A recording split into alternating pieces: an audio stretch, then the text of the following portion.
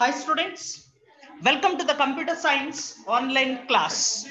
Students, we are in the chapter of control statements, class number 3. Control statements, class number 3. Note ಮಾಡ್ಕೊಳ್ಳಿ students. Myself Umesh, your computer science lecturer. So if you observe the control statements, basically the execution of the statements has 3 types: sequence construct, selection construct, iteration constructs. If you observe sequence construct, it is an ability of a programming language to execute statements one after the other from beginning to the end. If you observe the control statements, nothing but control constructs, it is also known as selection constructs. It is ability of a programming language to execute statements based on condition. The third one is called iteration constructs.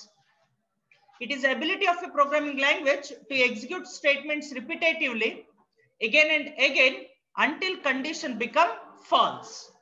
So ನಾವು study ಮಾಡಿರೋದು ನಾನು ನಿಮಗೆ board ಮೇಲೆ explain ಮಾಡಿರೋಂಥದ್ದು ನಮ್ಮ first introduction to the C double plus chapter ಅಂತ ಏನಿದೆ ಅದೆಲ್ಲಾನು ಸೀಕ್ವೆನ್ಸ್ ಕನ್ಸ್ಟ್ರಕ್ಟ್. ಸೆಕೆಂಡ್ ಒನ್ ಇದೆ ಸೆಲೆಕ್ಷನ್ ಕನ್ಸ್ಟ್ರಕ್ಟ್ಸ್, ಅದೇ ನಮ್ಮ ಇಫ್ ಮತ್ತೆ ಸ್ವಿಚ್. ಬನ್ನಿ ಸ್ಟೂಡೆಂಟ್ಸ್, ನೀವು ಇಫ್ ನ ಅಬ್ಸರ್ವ್ ಮಾಡಿದ್ರೆ if has 3 types. if ಅಲ್ಲಿ ಎಷ್ಟು ಟೈಪ್ಸ್ ಇದೆ ನಮಗೆ? ಸಾರಿ, 4 types students. if has 4 types. ಆ 4 types ಅಲ್ಲಿ ಫಸ್ಟ್ ಒನ್ ಯಾರು ಅಂತಂದ್ರೆ we will call it as simple if. second one if else. the third one if else if. it is also known as if else ladder. ನಾವು ಇದನ್ನ ಏನಂತ ಕರಿತೀವಿ? If else ladder ಅಂತ ಕರಿತೀವಿ. The fourth one is called nested if ಅಂತ ಹೇಳ್ತೀವಿ. ಬಹಳ ಚೆನ್ನಾಗಿ ಅರ್ಥ ಮಾಡ್ಕೊಳ್ಳಿ. ಈ ಇಫ್ ಟೈಪ್ಸ್ ಅಂತ ಏನಿದೆ ಇದನ್ನ ಕರೆಕ್ಟ್ ಆಗಿ ಒಂದೊಂದೇ ಅರ್ಥ ಮಾಡ್ಕೊಂಡು ಹೊಟ್ಟೋದ್ರೆ ಪ್ರೋಗ್ರಾಮಿಂಗ್ ವೈಸ್ ಕೂಡ ತುಂಬಾ ಈಸಿ. ಸಿ ಸ್ಟೂಡೆಂಟ್ಸ್, 4 ನಾವು ಥಿಯರಿಟಿಕಲ್ ಆಗಿ ವಿತ್ ಎಕ್ಸಾಂಪಲ್ ಸಿಂಟ್ಯಾಕ್ಸ್ ನ ಪ್ರೀವಿಯಸ್ ಕ್ಲಾಸ್ ಅಲ್ಲಿ ನೋಡಿದೀವಿ. ಬನ್ನಿ ಸ್ಟೂಡೆಂಟ್ಸ್, ಇದನ್ನ ಪ್ರಾಕ್ಟಿಕಲಿ ಇವತ್ತು ಹೇಗೆ ವರ್ಕ್ ಆಗುತ್ತೆ ಅಂತ ನೋಡ್ಬಿಡೋಣ. ಸಿ ನೋಡಿ, ಇದು ಡೆಸ್ಕ್ಟಾಪ್, ಐಕಾನ್ಸ್, ಟಾಸ್ಕ್ ಬಾರ್, ಇಲ್ಲಿದೆ ನೋಡಿ ಸರ್ಬೋ, turbo, C++ for windows 7, C++ editor. ನಾನು ಇದನ್ನ ಓಪನಿಂಗ್ ಮಾಡ್ತಾ ಇದ್ದೀನಿ.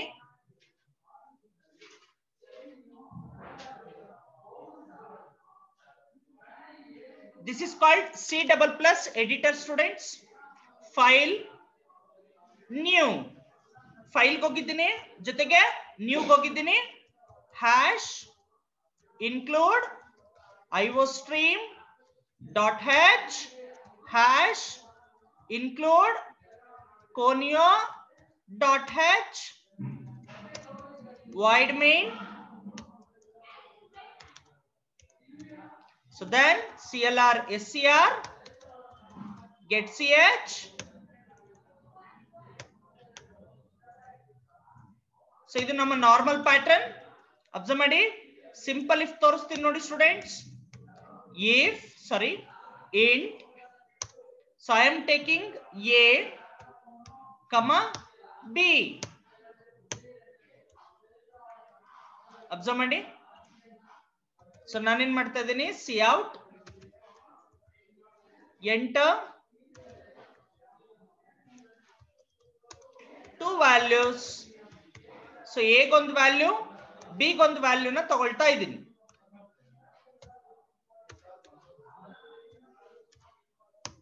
ಸಿ ಸ್ಟೂಡೆಂಟ್ಸ್, ಇಷ್ಟಕ್ಕೆ ಔಟ್ಪುಟ್ ಏನ್ ಬರ್ಬೇಕು ಹೇಳಿ? ಒಂದೇ ಒಂದು ಸಿ ಔಟ್ ಇದೆ,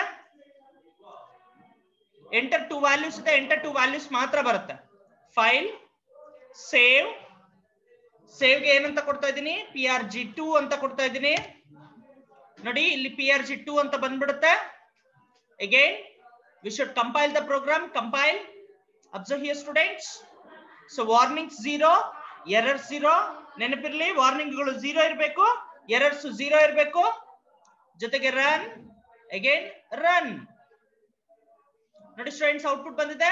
ಎಂಟರ್ 2 ವ್ಯಾಲ್ಯೂಸ್. ನಾವಿನ್ನು ಸೀನ್ ಕೊಟ್ಟಿಲ್ಲ ನೋಡಿ. ಅಗೈನ್ ಸೀನ್ ನ ಕೊಡ್ತಿದ್ದೀನಿ. ಸೀನ್ ಒಳಗಡೆ ಏನಂತ ಕೊಡಿ? ಎ ಜೊತೆಗೆ ಬಿ ಎರಡನ್ನು ಕೊಡ್ತಿದ್ದೀನಿ. File, save, again run, run. Observe here output, enter two values, so we should give two values. A ಗೆ ಒಂದು ವ್ಯಾಲ್ಯೂ and B ಗೆ ಒಂದು ವ್ಯಾಲ್ಯೂನ ಕೊಡಬೇಕು. For example 10, for example 20. So A ಗೆ ಫಸ್ಟ್ ವ್ಯಾಲ್ಯೂ 10 ರೀಚ್ ಆಗುತ್ತೆ, B ದು 20 ಅನ್ನೋದು second values ಗೆ ರೀಚ್ ಆಗುತ್ತೆ. ಕ್ಲಿಯರಾ? ಐಡಿಯಾ ಬಂತಾ? ಈಗ ಬನ್ನಿ ಇಫ್ ಕಂಡೀಷನ್ ನೋಡೋಣ. Observe here.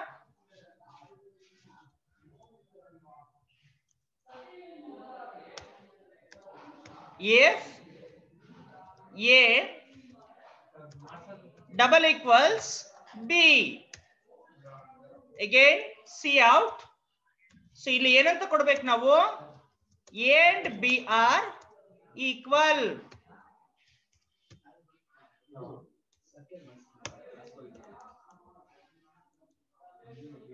ನೋಡಿ ಸ್ಟೂಡೆಂಟ್ಸ್, ಹಾಗೆ if condition ಕೊಟ್ಟಿದ್ದಾದ್ಮೇಲೆ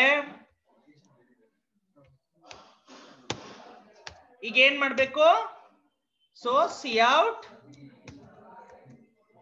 A equals A ಜೊತೆಗೆ ಎಂಡಲ್ ಕೊಡ್ತಾ ಇದ್ದೀನಿ. Again C out B equals B. ಕ್ಲಿಯರಾ? ನೋಡಿ ಈಗ ಎ ಈಕ್ವಲ್ಸ್ ಎಷ್ಟಿದೆ, ಬಿ ಎಷ್ಟು ಈಕ್ವಲ್ಸ್ ಎಷ್ಟಿದೆ, ವ್ಯಾಲ್ಯೂಸ್ ಎಷ್ಟು ಅಂತ ಬರಬೇಕು. ನೋಡಿ ಸೇವ್ ಮಾಡ್ತಾ ಇದ್ದೀನಿ. Again run, run, enter two values. For example 10, again 10. Observe ಮಾಡಿ ಔಟ್ಪುಟ್ ನಂಬರ್ 1 ಸ್ಟೂಡೆಂಟ್ಸ್ ಇದು. ಈಗ ಈಕ್ವಲ್ ಆದ್ರೆ A and B R both A and B are equals ಅಂತ ಬರಬೇಕು. ಏನು ಈಕ್ವಲ್ಸ್ ಆದ್ರೆ, ಈಕ್ವಲ್ಸ್ ಆಗ್ಲಿಲ್ಲ ಅಂತಂದ್ರೆ ಈಗ ನಿಮ್ಗೆ ಆ ಸ್ಟೇಟ್ಮೆಂಟ್ ಇರುತ್ತೆ ಪ್ರೋಗ್ರಾಮ್ ಅಲ್ಲಿ, ಬರೋಲ್ಲ. ಏನಂತ? A and B are equals ಅಂತ ಹೇಳಿ ಬರೋದೇ ಇಲ್ಲ. ಅಬ್ಸರ್ವ್ ಮಾಡಿ the first output students, A and B are equals, A equals 10, B equals 10 ಬರ್ತಿದೆ ನೋಡಿ. ಐಡಿಯಾ ಬಂತಾ? ಹಾಗೆ ನೋಡಿ ಔಟ್ಪುಟ್ ನಂಬರ್ 2 ತೋರಿಸ್ತೀನಿ. ಇಲ್ಲೊಂದು ಎಂಡಲ್ ಹಾಕೋಣ ಸ್ಟೂಡೆಂಟ್ಸ್, ಅದು ಎ ಬಿ ಈಕ್ವಲ್ ಆಗಿ ಬರ್ಲಿ. ನೋಡಿ ಹೀಗೆ ಅಬ್ಸರ್ವ್ ಮಾಡಿ. ನೋಡಿ ಈಗ ಅಗೇನ್ ಐ ಆಮ್ ಗಿವಿಂಗ್ 10 ಮತ್ತೆ 10. ನೋಡಿ A and B are equals ಅಂತ ಬರ್ತಿದೆ. ಎ ಇಸ್ ಈಕ್ವಲ್ ಟು 10 ಇದೆ, ಬಿ ಇಸ್ ಈಕ್ವಲ್ ಟು 10 ಇದೆ. ಎಂಟರ್. ಅಗೇನ್ ನೋಡಿ ಔಟ್ಪುಟ್ ನಂಬರ್ 2 ಹೋಗೋಣ. ಔಟ್ಪುಟ್ ನಂಬರ್ 2 ನೋಡಿ, ಈಗ ಚೇಂಜ್ ಮಾಡೋಣ ವ್ಯಾಲ್ಯೂಸ್. ಎ 10 ಕೊಡ್ತಿದ್ದೀನಿ, ಬಿ 20 ಕೊಡ್ತಿದ್ದೀನಿ. You can find the difference. Observe ಮಾಡಿ. ನೋಡಿ students, A is equal to 10, B is equal to 20 ಅಂತ ಇದೆ. So A value 10, B value 20 ಅಂತ ಹೇಳ್ತಿದೀವಿ. ಅಲ್ಲಿಗೆ ಅರ್ಥ ಏನು ಅಂತಂದ್ರೆ A and B are equals ಅನ್ನೋ ಸ್ಟೇಟ್ಮೆಂಟ್ ಏನಾಗ್ತಿದೆ ಪ್ರೋಗ್ರಾಮ್ ಅಲ್ಲಿ ಇದೆ, ಔಟ್ಪುಟ್ ಒಳಗಡೆ ಇಲ್ಲ. ಇದನ್ನ ನಾವು ಕಾಮನ್ ಆಗಿ ಹೇಳುವಂತದ್ದು ಸಿಂಪಲ್ ಇಫ್. ಈಗ ಎಕ್ಸ್ಪ್ಲೇನ್ ಮಾಡ್ತೀನಿ ನೋಡಿ. ಇಫ್ ನ ಬಹಳ ಚೆನ್ನಾಗಿ ಅರ್ಥ ಮಾಡ್ಕೊಳ್ಳಿ. If the condition is true, the statements will be execute. If the condition become false, the statement considered as ignore. Condition true ಆದ್ರೆ ಸ್ಟೇಟ್ಮೆಂಟ್ಸ್ ಎಕ್ಸಿಕ್ಯೂಟ್ ಆಗುತ್ತೆ, ಕಂಡೀಷನ್ ಫಾಲ್ಸ್ ಆದ್ರೆ ಸ್ಟೇಟ್ಮೆಂಟ್ಸ್ ಎಕ್ಸಿಕ್ಯೂಟ್ ಆಗೋಲ್ಲ. ಇದನ್ನ ನಾವು ಕರೆಯುವಂತದ್ದು ಇಫ್ ಕಂಡೀಷನ್ ಅಂತ. ಇದನ್ನ ನಾವು ಕರೆಯುವಂತದ್ದು ಸಿಂಪಲ್ ಇಫ್ ಅಂತ ಹೇಳ್ತೀವಿ. ಇದು ಪಾಯಿಂಟ್ ನಂಬರ್ 1 ಇಫ್ ಅಲ್ಲಿ. ಈಗ ಬನ್ನಿ ಇಫ್ ಎಲ್ಸ್ ಹೋಗೋಣ ಸ್ಟೂಡೆಂಟ್ಸ್. Observe here. ಇದನ್ನೇ ನಾನು ಚೇಂಜ್ ಮಾಡ್ತೀನಿ ನೋಡಿ. If A is equal to B, ನಾನು open bracket, floor bracket, closing floor bracket ಹಾಕಿಲ್ಲ ನೋಡಿ. ಇದನ್ನ ಹೀಗೂ ಕೊಡ್ಬೋದು. ಅಬ್ಸರ್ವ್ ಮಾಡಿ, ಎರಡು ಒಂದೇ, ಒಂದು ಸ್ಟೇಟ್ಮೆಂಟ್ ಗೆ ಕೊಡೋಂಗಿಲ್ಲ, ಎರಡು ಸ್ಟೇಟ್ಮೆಂಟ್ ಇದ್ರೂ ಕೊಡಬೇಕು. ಅರ್ಥ ಆಯ್ತಾ? ನೋಡಿ ಈಗ ಚೇಂಜ್ ಮಾಡೋಣ. ಎಲ್ಸ್ ಕೊಡ್ತಿದ್ದೀನಿ ನೋಡಿ. ಇದೇ ಸೆಕೆಂಡ್ ಒನ್ ಇಫ್ ಎಲ್ಸ್. ನೆನ್ಪಿಟ್ಕೊಳ್ಳಿ. ಸಿ ಔಟ್ ಏನಂತ ಕೊಡಿ? A and B are not equals, not equals. Idea ಬಂತಾ? ಸೊ ಆವಾಗ್ಲೇ ಕೊಟ್ಟಿರೋದೇನು A and B are equals ಅಂತ. ಎ ಬಿ ಒಂದೇ ವ್ಯಾಲ್ಯೂ ಆದ್ರೆ A and B are equals ಅಂತ ಬರುತ್ತೆ. ಎಲ್ಸ್ ಎ ಬಿ ಒಂದೇ ವ್ಯಾಲ್ಯೂಸ್ ಅಲ್ಲ ಅಂತಂದ್ರೆ A and B are not equals ಅಂತ ಬರುತ್ತೆ, ನೆನ್ಪಿಟ್ಕೊಳ್ಳಿ. ಬನ್ನಿ ಸ್ಟೂಡೆಂಟ್ಸ್, ಇದ್ರದ್ದು ಔಟ್ಪುಟ್ ಏನ್ ಬರುತ್ತೆ ಅಂತ ನೋಡೋಣ. File, save, run, run. ನೋಡಿ ರನ್ ಮಾಡಿದ್ದೀನಿ, ಔಟ್ಪುಟ್ ಅಲ್ಲಿ ಇದೀವಿ ಸ್ಟೂಡೆಂಟ್ಸ್. ಇದನ್ನ ನೀವು ಕನ್ಸಿಡರ್ ಮಾಡಬೇಕಾಗಿರೋದು ಔಟ್ಪುಟ್ ನಂಬರ್ 1 ಅಂತ ಕನ್ಸಿಡರ್ ಮಾಡಿ. ಎಂಟರ್ 2 ವ್ಯಾಲ್ಯೂಸ್ ಅಂತ ಇದೆ. ಈ ಸಾರಿ ಕೂಡ 10 10 ಕೊಡೋಣ. ಏನಂತ ಬರುತ್ತೆ ಔಟ್ಪುಟ್ ನೋಡಿ. ಇದಕ್ಕೆ ಏನಂತ ಬರಬೇಕು, A and B are equals ಅಂತ ಬರಬೇಕು. ಎ ಇಸ್ ಈಕ್ವಲ್ ಟು 10 ಬರಬೇಕು, ಬಿ ಇಸ್ ಈಕ್ವಲ್ ಟು 10 ಬರಬೇಕು. ಚೆಕ್ ಮಾಡಿ ನೋಡಿ. ಈಗ ಎ ಇಸ್ ಈಕ್ವಲ್ ಟು 10 ಇದೆ, ಬಿ ಇಸ್ ಈಕ್ವಲ್ ಟು 10 ಇದೆ. ಎಸ್, ಬನ್ನಿ ಸ್ಟೂಡೆಂಟ್ಸ್ ಔಟ್ಪುಟ್ ನಂಬರ್ 2 ಹೋಗೋಣ. ಔಟ್ಪುಟ್ ನಂಬರ್ 2 ಬರ್ತಿದ್ದೀನಿ ನೋಡಿ. ಮತ್ತೆ ರನ್ ಮಾಡಿದೆ. Enter 2 values 10 ಕೊಡ್ತಿದ್ದೀನಿ. ಈ ಸಾರಿ ಅಗೇನ್ 20 ಕೊಡ್ತಿದ್ದೀನಿ ನೋಡಿ. ಈಗ ಫಸ್ಟ್ ಸ್ಟೇಟ್ಮೆಂಟ್ ಪ್ರೋಗ್ರಾಮ್ ಅಲ್ಲಿ ಇದ್ರು ಬರೋಲ್ಲ, ಸೆಕೆಂಡ್ ಸ್ಟೇಟ್ಮೆಂಟ್ ಬರುತ್ತೆ, ಅಂದ್ರೆ ಎಲ್ಸ್ ಸ್ಟೇಟ್ಮೆಂಟ್ ಬರುತ್ತೆ. ಏನು ಅಂತ ಚೆಕ್ ಮಾಡೋಣ. ಅಬ್ಸರ್ವ್ ಮಾಡಿ students, A and B are not equals ಅಂತ ಬಂದಿದೆ ನೋಡಿ. ಜೊತೆಗೆ ಎ ಇಸ್ ಈಕ್ವಲ್ ಟು 10 ಬಂದಿದೆ, ಬಿ ಇಸ್ ಈಕ್ವಲ್ ಟು 20 ಬಂದಿದೆ. ಎಷ್ಟು ಬಂದಿದೆ? A is equal to 10, B is equal to 20. Observe ಮಾಡಿ students. Again I am repeating, if the condition is true, it will execute the statements. The else statements considered as ignore. If the condition become false, the statement considered as ignore, the else statements will be execute. ಇದನ್ನ ನಾವು ಕರೆಯುವಂತದ್ದು if else ಅಂತ ಹೇಳಿ. Idea ಬರ್ತಿದ್ಯಾ ನೋಡಿ. ಇನ್ನೊಂದ್ಸತಿ output number 1, output number 2 ಎರಡನ್ನೂ ತೋರಿಸ್ತೀನಿ. Run, run. For example 23 so equals ಆದ್ರೆ equals ಅಂತ ಬರುತ್ತೆ. ಅಗೇನ್ ರನ್ ಮಾಡ್ತಾ ಇದೀನಿ ನೋಡಿ. ಔಟ್ಪುಟ್ ನಂಬರ್ 2 ನೋಡಿ ಸ್ಟೂಡೆಂಟ್ಸ್. 34 ಒಂದು 56 ಒಂದು ನಾಟ್ ಈಕ್ವಲ್ಸ್ ಆದ್ರೆ ನಾಟ್ ಈಕ್ವಲ್ಸ್. ಇದನ್ನ ಇಫ್ ಎಲ್ಸ್ ಅಂತ ಕರಿತೀವಿ. ಬನ್ನಿ students, the third one if else if ಹೋಗೋಣ. The third one, so greater ನ ಫೈಂಡ್ ಔಟ್ ಮಾಡಿದ್ವಲ್ವಾ, ಅದನ್ನೇ ಚೇಂಜ್ ಮಾಡೋಣ. ಬನ್ನಿ ನೋಡಿ. If A greater than B ನೋಡಿ. ಸೊ ನಾವು ಗ್ರೇಟರ್ ನ ಫೈಂಡ್ ಔಟ್ ಮಾಡ್ತಾ ಇದೀವಿ. ಚೇಂಜ್ ಮಾಡ್ತೀನಿ. A is greater. ಸೊ ಇಲ್ಲಿ ಬಂದಾಗ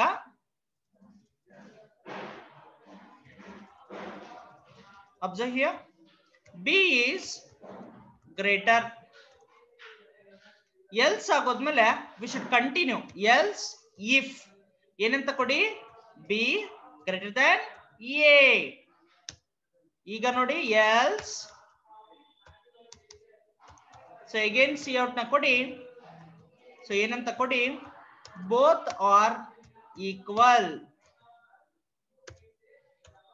both are equal. ಅಬ್ಸರ್ವ್ ಮಾಡಿ. ಎ ಅಂಡ್ ಬಿ ಎರಡನ್ನು ತೆಗೆದು ಬಿಡ್ತೀನಿ students. Observe here, which is called if else if. ಮತ್ತೆ ಹೇಳ್ತಾ ಇದ್ದೀನಿ, it is also known as if else ladder. It is a multiple condition statement. If the condition is true, it will execute the statements. Remaining all conditions considered as ignore. If condition number 1 become false, the statement considered as ignore. Then check it will else if condition number 2. If the condition number 2 is true, the statements will be executed. Remaining all considered as ignore. Again, if the condition number 2 become false, it will considered as ignore. Then it will check condition number 3. If the condition number 3 is true, it will execute the statement. Remaining all considered as ignore. It will continue the same process until the last condition. ಇದನ್ನ ನಾವು ಕರೆಯುವಂತದ್ದು if else if ಅಂತ ಹೇಳ್ತೀವಿ. ಇದನ್ನ ನಾವು multiple condition statement ಅಂತ ಕೂಡ ಕರಿತೀವಿ. ಇದರ ರಿಪ್ಲೇಸ್ಮೆಂಟ್ ನಿಮಗೆ ಸ್ವಿಚ್ ಅಂತ ಬರೋದು. ಇದೇ ಕ್ಲಾಸ್ ಅಲ್ಲಿ ನೋಡೋಣ. ನೋಡಿ ಔಟ್ಪುಟ್ ಏನ್ ಬರುತ್ತೆ ಅಂತ ಅಬ್ಸರ್ವ್ ಮಾಡಿ ಸ್ಟೂಡೆಂಟ್ಸ್. S, enter 2 values. ಈಗ ನಾವು ಗ್ರೇಟರ್ ನ ಫೈಂಡ್ ಔಟ್ ಮಾಡ್ತಾ ಇದೀವಿ. ಒಂದ್ಸತಿ ಎ ಗ್ರೇಟರ್ ಮಾಡಿ, ಒಂದ್ಸತಿ ಬಿ ಗ್ರೇಟರ್ ಮಾಡಿ, ಏನ್ ಬರುತ್ತೆ ಅಂತ ನೋಡೋಣ. ನೋಡಿ, ಫಾರ್ ಎಕ್ಸಾಂಪಲ್ 76, ಫಾರ್ ಎಕ್ಸಾಂಪಲ್ 34. ನೀವು ಹೇಳಿ 76 ಗ್ರೇಟರ್ 34 ಗ್ರೇಟರ್ ಅಂದ್ರೆ 76 ಗ್ರೇಟರ್. 76 ಎನಾ ಬಿನಾ, ವಿಚ್ ಮೀನ್ಸ್ ಎ. ಅಬ್ಸರ್ವ್ ಮಾಡಿ ನೋಡಿ, ಎ ಈಸ್ ಗ್ರೇಟರ್ ಬಂದಿದ್ಯಾ. ಪ್ರೋಗ್ರಾಮ್ ಅಲ್ಲಿ ಬಿ ಇಸ್ ಗ್ರೇಟರ್ ಅಂತಾನು ಇದೆ, ಬೋತ್ ಆರ್ ಈಕ್ವಲ್ ಅಂತಾನು ಇದೆ, ಬರಲ್ಲ. ಯಾಕಂದ್ರೆ ಕಂಡೀಷನ್ ಟ್ರೂ ಆಯ್ತು. ಈಗ ಬನ್ನಿ ಸೆಕೆಂಡ್ ಔಟ್ಪುಟ್ ಹೋಗೋಣ ಬನ್ನಿ ಸ್ಟೂಡೆಂಟ್ಸ್. Run run. ಈಗ ನೋಡಿ, ಸೊ ಫಸ್ಟ್ ಒನ್ ಏನ್ ಮಾಡಿ 54 ಕೊಡ್ತಾ ಇದ್ದೀನಿ, ಸೆಕೆಂಡ್ ಒನ್ ಏನ್ ಮಾಡ್ತಾ ಇದ್ದೀನಿ 87 ಕೊಡ್ತಾ ಇದ್ದೀನಿ. 54 ಒಂದು 87 ಒಂದು. ಅಬ್ಸರ್ವ್ ಮಾಡಿ ನೋಡಿ, ಬಿ ಇಸ್ ಗ್ರೇಟರ್. ಆವಾಗ್ಲೇ ಫಸ್ಟ್ ನಂಬರ್ ಗ್ರೇಟರ್ ಆಗಿತ್ತು, ಈಗ ಸೆಕೆಂಡ್ ನಂಬರ್ ಗ್ರೇಟರ್ ಆಗಿದೆ. ಐಡಿಯಾ ಬಂತ? ಔಟ್ಪುಟ್ ನಂಬರ್ 3 ಬರೋಣ ಸ್ಟೂಡೆಂಟ್ಸ್. ಔಟ್ಪುಟ್ ನಂಬರ್ 3 ಅಲ್ಲೇನು ಎರಡು ಈಕ್ವಲ್ ಕೊಟ್ಬೇಡ ನೋಡಿ, 47 47. ಈಗ ಎ ಇಸ್ ಗ್ರೇಟರ್ ಅಂತಾನು ಬರಬಾರ್ದು, ಬಿ ಇಸ್ ಗ್ರೇಟರ್ ಅಂತಾನು ಬರಬಾರ್ದು, A and B are equal ಅಂತ ಬರಬೇಕು. ಅಬ್ಸರ್ವ್ ಮಾಡಿ, ಸಿ ಬೋತ್ ಆರ್ ಈಕ್ವಲ್. ಇದನ್ನ ನಾವು ಕರೆಯುವಂತದ್ದು ಇಫ್ ಎಲ್ಸ್ ಇಫ್ ಅಂತ ಹೇಳಿ. ಇಫ್ ಎಲ್ಸ್ ಲ್ಯಾಡರ್ ಯಾವ್ದಾದ್ರು ಒಂದು ಸ್ಟೇಟ್ಮೆಂಟ್ ಮಾತ್ರ ನಿಮ್ಗೆ ಇಲ್ಲಿ ಎಕ್ಸಿಕ್ಯೂಟ್ ಆಗೋದು. ಅವತ್ತು ಬೋರ್ಡ್ ಮೇಲೆ ಥಿಯರಿ ಎಕ್ಸ್ಪ್ಲೇನ್ ಮಾಡಿದ್ದೆ, ಕರೆಕ್ಟಾ? ನೋಡಿ ಇದೇ ಪ್ರಾಕ್ಟಿಕಲ್. ಹೀಗೆ ನೀವು ಕಾಲೇಜಿಗೆ ಬಂದಾಗ ನಿಮ್ಮನ್ನ ಕೂಡಿಸಿ ನೀಟಾಗಿ ಕಂಪ್ಯೂಟರ್ಸ್ ನ ಕೊಟ್ಟು ನಿಮ್ ಕೈಲೇ ಪ್ರೋಗ್ರಾಮಿಂಗ್ಸ್ ಕೂಡ ಮಾಡಿಸ್ತೀವಿ. ಐಡಿಯಾ ಬರ್ತಿದ್ಯಾ? ಇದನ್ನ ನಾವು ಕರೆಯೋದು ಇಫ್ ಎಲ್ಸ್ ಇಫ್ ಅಂತ ಹೇಳಿ. ಬನ್ನಿ ನೆಸ್ಟೆಡ್ ಇಫ್ ಬಗ್ಗೆ ನೋಡೋಣ. ಏನ್ ನೆಸ್ಟೆಡ್ ಇಫ್ ಅಂತಂದ್ರೆ point number 4 students, nested if. When if condition present within another if condition it is called nested if ಅಂತ ಹೇಳ್ತೀವಿ. ನೋಡಿ, ಸೊ ನಾನು ಅವತ್ತು ಹೇಳಿದ್ದೆ ಪಾಸ್ವರ್ಡ್ 3 zeros ಆಗಿ ತಗೊಳ್ತಾ ಇದ್ದೀನಿ. ಅಬ್ಸರ್ವ್ ಮಾಡಿ, ಒಂದು ಪಾಸ್ವರ್ಡ್, ಇನ್ನೊಂದು ಅಮೌಂಟ್. ಸೊ ಮೊದಲಿಗೆ ಪಾಸ್ವರ್ಡ್ ತಗೊಂಬೇಡ, ಅಮೌಂಟ್ ತಗೊಂಬೇಡ ಅಲ್ವಾ? Password and amount, password amount ಎರಡನ್ನ ತಗೊಳ್ತಾ ಇದೀವಿ. ಅಬ್ಸರ್ವ್ ಮಾಡಿ, ಪಾಸ್ವರ್ಡ್ ಕರೆಕ್ಟ್ ಆಗಿದ್ರೆ ಅಮೌಂಟ್ ಕರೆಕ್ಟ್ ಆಗಿದ್ರೆ ಅಮೌಂಟ್ ಡ್ರಾ ಮಾಡ್ಕೋಬಹುದು, ಇಲ್ಲ ಅಂತಂದ್ರೆ ಡ್ರಾ ಮಾಡ್ಕೊಳ್ಳೋಂಗಿಲ್ಲ. ನೋಡಿ ಸ್ಟೂಡೆಂಟ್ಸ್, ಇಲ್ಲಿ ಅಬ್ಸರ್ವ್ ಮಾಡಿ. ಸೊ ಏನಂತ ಕೊಡಿ, ನಿಮ್ಮ ಸಿಔಟ್ ಅಲ್ಲಿ ಕರೆಕ್ಟ್ ಪಾಸ್ವರ್ಡ್ ಅಂತ ಕೊಡಿ. ನಾವ್ ಇದೇ ತಾನೇ ಎಕ್ಸಾಂಪಲ್ ಮಾಡಿದ್ದು. You can cross check your rough notebook also. Correct password,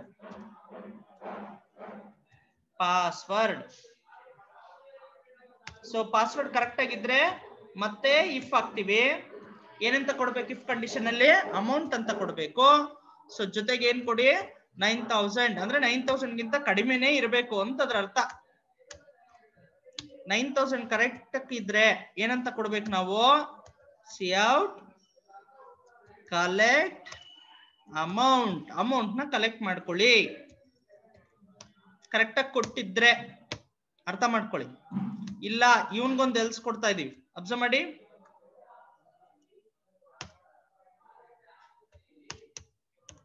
ಏನಂತ ಕೊಡ್ಬೇಕು? Cout so please enter less than 9000, 9000 ಗಿಂತ ಕಡಿಮೆ ಎಂಟ್ರಿ ಮಾಡಿ ಅಂತ. ಅವನ್ಗೆ ಅಮೌಂಟ್ ಕೊಡಂಗಿಲ್ಲ, ಎಂಟ್ರಿ ಮಾಡೋ ಕಡಿಮೆ ಮಾಡಪ್ಪ ಅಂತ ನಾವು ಹೇಳಬೇಕು. ಸರಿನಾ? ಅಕಸ್ಮಾತ್ ಅವ್ನ ಪಾಸ್ವರ್ಡ್ ರಾಂಗ್ ಎಂಟ್ರಿ ಮಾಡ್ಬಿಟ್ಟಿದ್ದಾನೆ ಅಂತ ತಿಳ್ಕೊಳ್ಳಿ. ಏನ್ ಎಂಟ್ರಿ ಮಾಡಿದಾನೆ ಅವನು? ಪಾಸ್ವರ್ಡ್ ರಾಂಗ್ ಎಂಟ್ರಿ ಮಾಡ್ಬಿಟ್ಟಿದ್ದಾನೆ. ರಾಂಗ್ ಎಂಟ್ರಿ ಮಾಡಿದ್ರೆ ಅವನ್ನ ನೀವೇನ್ ಮಾಡ್ಬೇಕು? ರಾಂಗ್ ಪಾಸ್ವರ್ಡ್ ಅಂತ ಕೊಡ್ಬೇಕು. ಇನ್ನೇನ್ ಮಾತಾಡಂಗೆ ಇಲ್ಲ ಅವನು. ರಾಂಗ್ ಪಾಸ್ವರ್ಡ್ ಏನಂತ ಕೊಡ್ಬೇಕು ನೀವು? ರಾಂಗ್ ಪಾಸ್ವರ್ಡ್ ಅಂತ ಕೊಡ್ಬೇಕು. ಸರಿನಾ?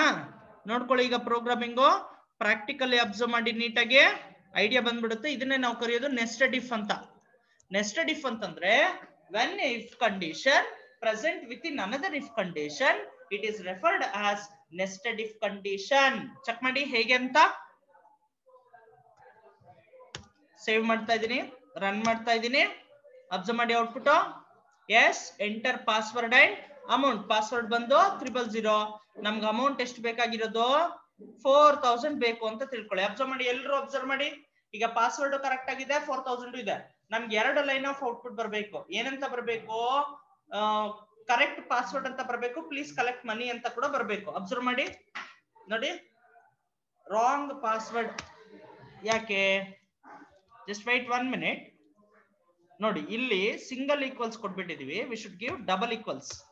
ಏನ್ ಕೊಡ್ಬೇಕು ನಾವು? ಕಂಡೀಷನಲ್ ತಾನೆ, ಡಬಲ್ ಈಕ್ವಲ್ಸ್ ನ ಕೊಡ್ಬೇಕು. ಅದಕ್ಕೆ ಅದು ರಾಂಗ್ ಕೊಡ್ತಾ ಇದೆ. ಅಬ್ಸರ್ವ್ ಮಾಡಿ, ಸೇವ್, ರನ್, ರನ್.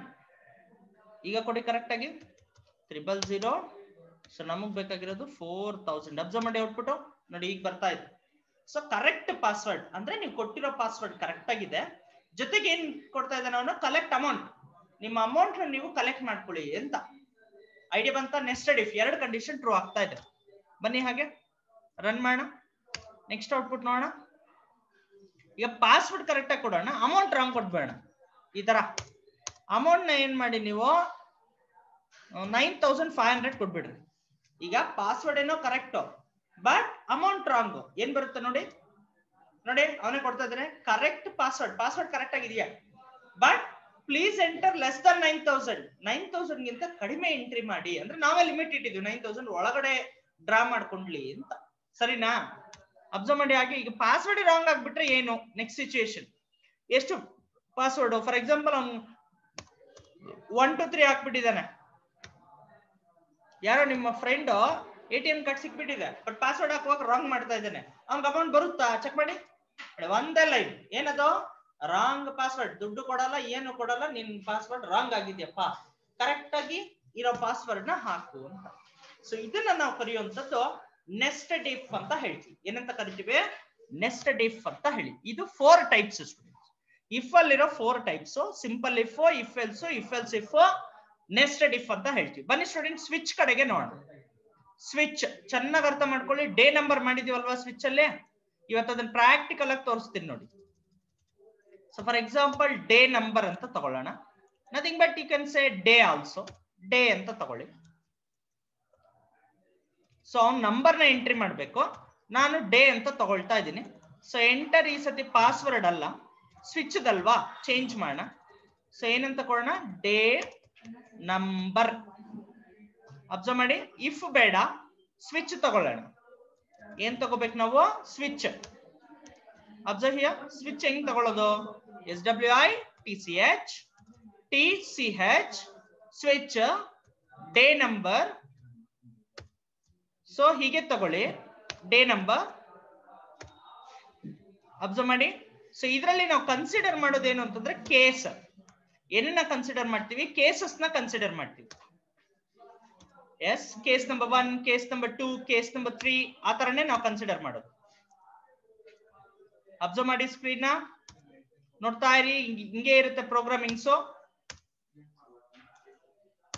ನೋಡಿ ಏನಂತ ಕೊಡ್ಬೇಕು ನೀವು? C out. ಏನು ಫಸ್ಟ್ ಯಾವ್ದು? ಫಸ್ಟ್ ಡೇ ಯಾವ್ದು? ವೀಕಲ್ಲೇ ಫಸ್ಟ್ ಡೇ ಬಂದು ಸಂಡೇ. ಸಂಡೇನ ಕೊಡೋಣ. ಸೆಕೆಂಡ್ ಡೇ ಯಾವ್ದು? ಮಂಡೇ. ಮಂಡೇನ ಕೊಡೋಣ. ಸೊ ಜೊತೆಗೆ ಬ್ರೇಕ್ ಅಂತ ಕೊಡಿ. ನೋಡಿ ಇದನ್ನೇ ಕಾಪಿ ಮಾಡ್ತೀನಿ ನಾನು, ಈಸಿ ಆಗುತ್ತೆ working. Don't confuse students.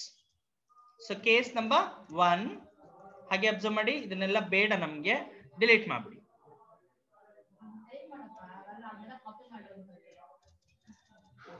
Observe ಮಾಡಿ.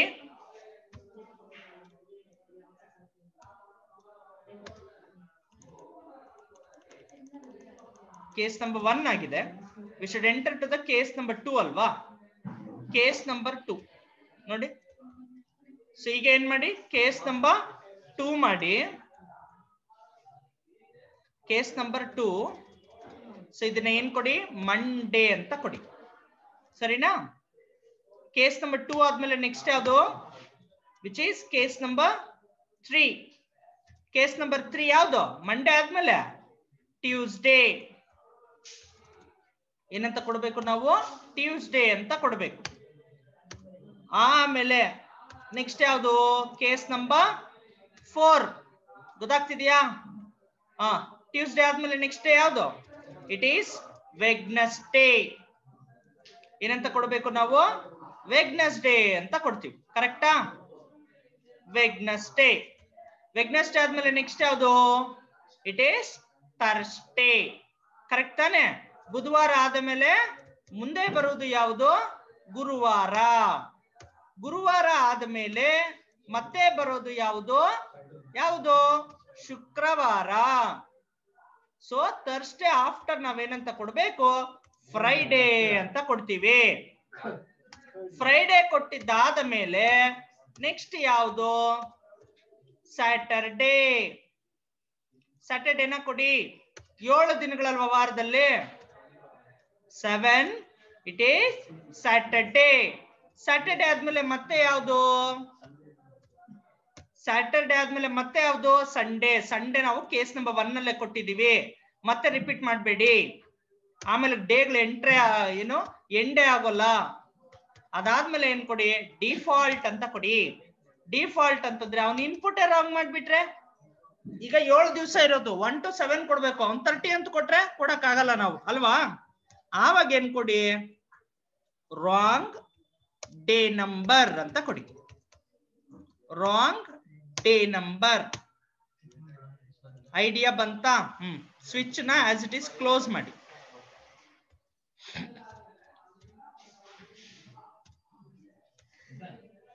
ಎಲ್ಸ್ ನ ಡಿಲೀಟ್ ಮಾಡ್ಬಿಡಿ, ನಮ್ಗೇನ್ ಬೇಕಾಗಿಲ್ಲ ಇದ್ರ ಆವಾಗ್ಲೇದು, ಅಲ್ವಾ?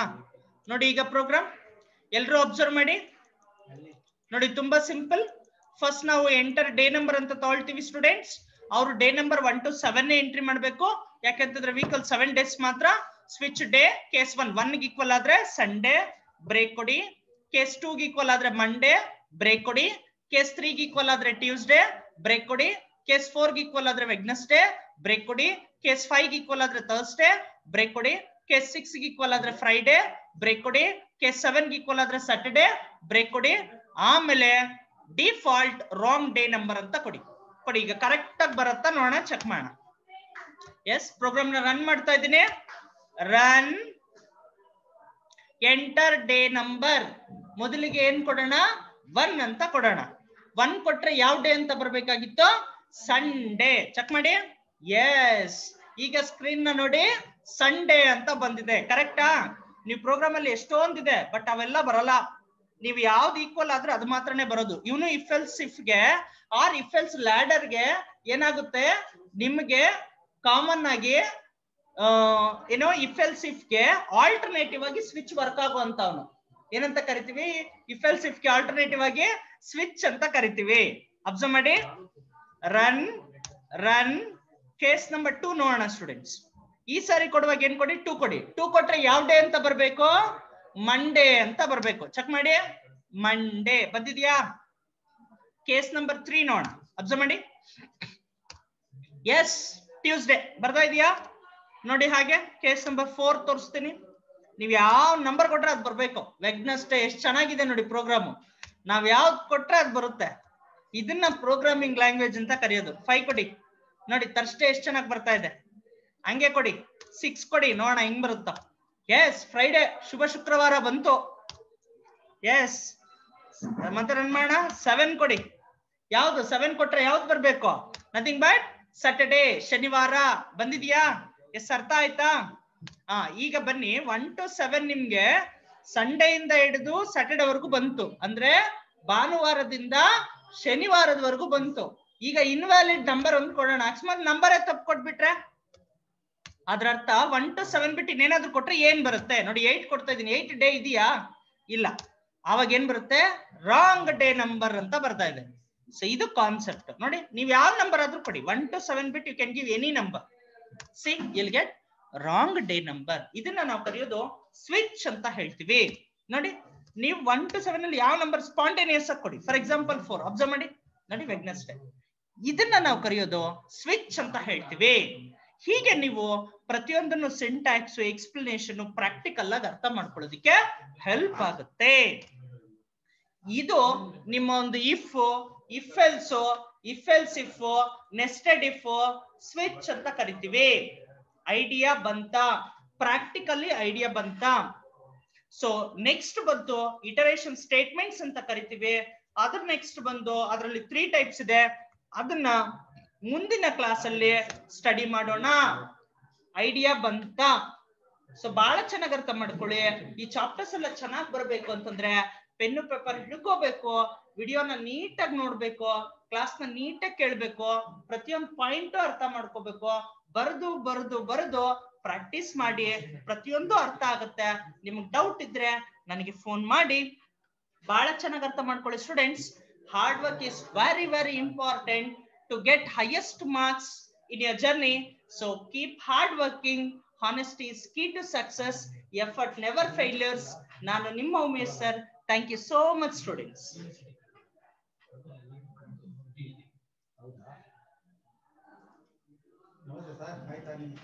ಅಣ್ಣ ಈಗ